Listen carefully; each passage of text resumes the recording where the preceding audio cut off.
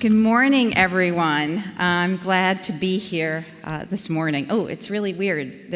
I can see myself talking. Anyway, I'm glad to be here, and I thank you all for being so dedicated to this topic. Thank you, Barbara, for convening us and your opening words.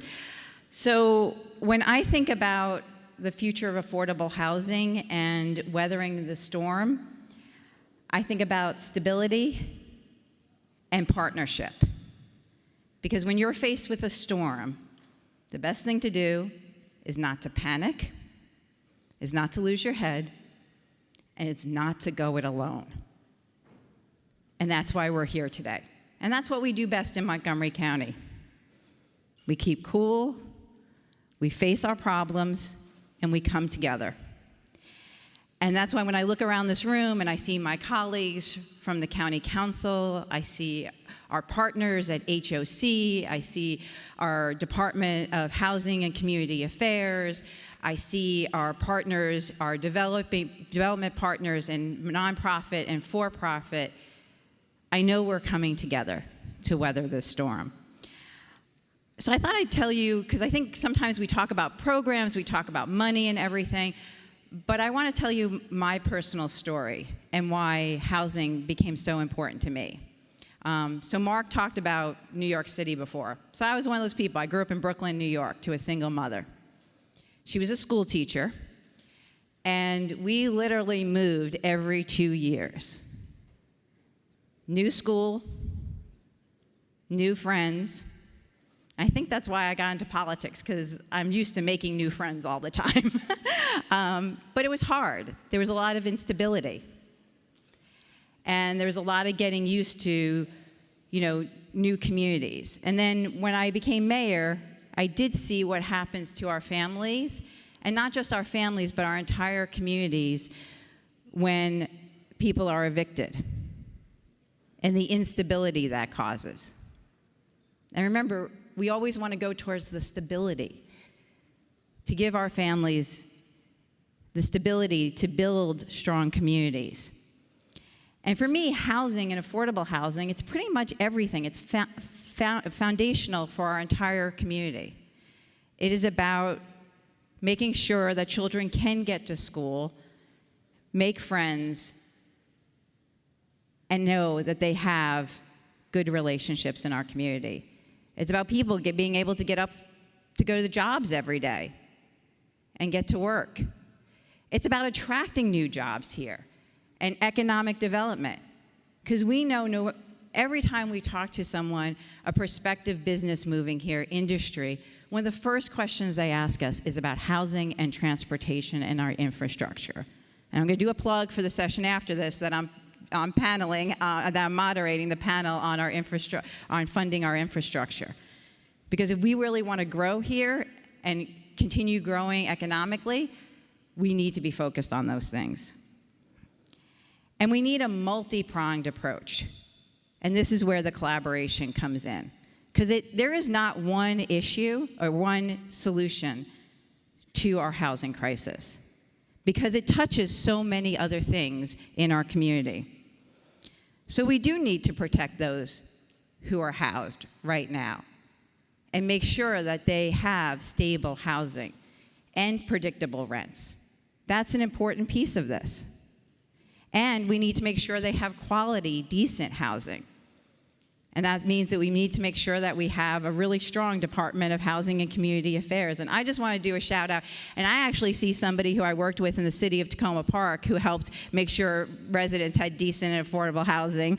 And that is a really important part that sometimes we don't elevate. The folks who do our code enforcement and our Office of Legislative Tenant Affairs are so key to making sure that we have good communication and that people live in decent housing here.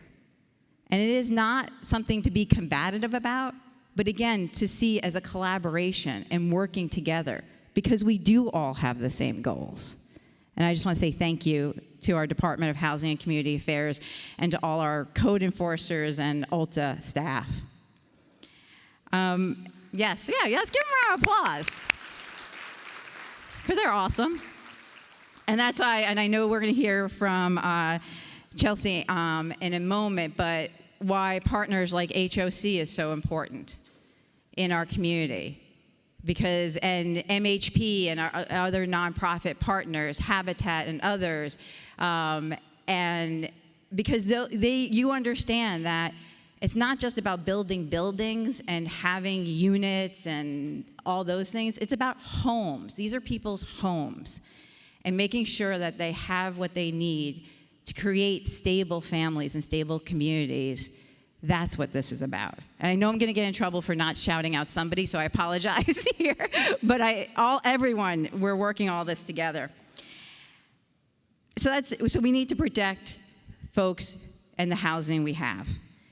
We also need to understand that we are seeing in our county an ever-growing number of people who are housing insecure and unhoused. It's awful. It's increasing for older residents and for our families. And we need to make sure that we're putting the investments in rapid rehousing and making sure that we have that available. And this is my call to action to folks who are in this room right now, who are the developers, who are the property owners. We need your help. We are really facing a crisis right now of families who are unhoused and our older residents. And we need to find ways to make more units available to them so that we can get them into housing as soon as possible. Because having a family housed in a hotel for weeks on end just increases instability and trauma in our community. And so we need this housing, and we need creative solutions to that. The third thing is we need more home ownership. The county executive talked about this, and I know there are many people in this room who are working towards that as well. But that's really a piece of this puzzle. So when we talk about what we're building, how do we also build those paths to home ownership in our community? And then we also need production. We need to build. Yes, right? We need to build.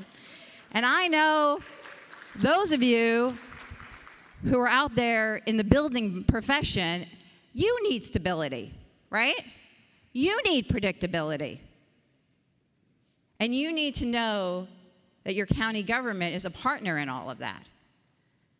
And so while we're helping our families have stable lives, stable rents, we also need to help the folks who are actually building the buildings have stability and predictability. And that means making sure we have incentives for you, that our policies are clear, that we have good processes that are quickly done, and that is a commitment that you have from our county council that we're working towards. Because we understand across the board, to weather a storm, we need stability, we need predictability, and we need collaboration. And finger pointing and division is not the way you weather a storm. It is about listening. It is about coming together and working together.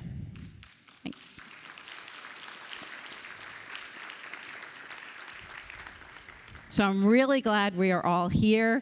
I also want to thank, I see a number of our planning board members, and I'm sure Chair Harris is here somewhere, and Jason Satori and other folks. Just thank you for the work that you all are doing as well in this, in a partnership. And I know we're probably running late, and I can't wait to hear from Chelsea, so I'm going to say thank you and come to the panel on infrastructure and funding. Thank you.